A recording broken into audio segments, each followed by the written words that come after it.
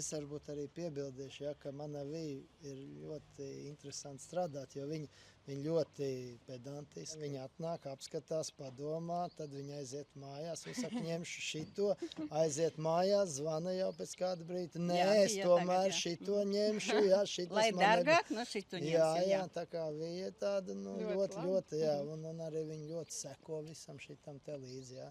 Un māja kāda skaista. Māja viss ir savas kārtībā. Tie ir atkal kārtējā tā, kā man patīk vienmēr minēt, ja, mājas apsaimniekotājs, mājas vecākais, ja, kas par savu māju ļoti rūpējās, ja, un arī tāpēc ir tie rezultāti labie, kur arī skaitītāji pareizi izvēlēti, nolasīšana ir, ūdens nesakritība. Nē.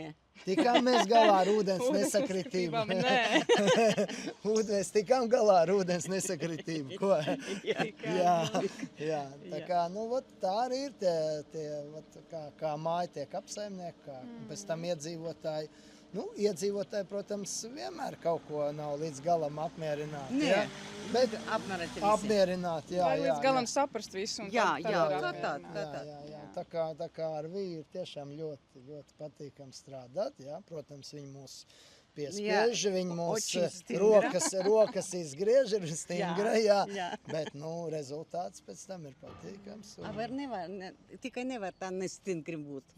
Vajag būt stingri. Pilnīgi pareizi, jā. Tas ir labs piemērs. Jā. Bet patiešām tur, kur mēs braucam, kur Sano ir uzstādījis skaitītājus, vienmēr ļoti sakopts. Jā. Tas ir tā kā Sano pa kluso pieprasa, lai būtu skaisti viss sakopts, jo redziet, tik skaisti uzturēts te viss ir. Tiešām tas ir kompliments.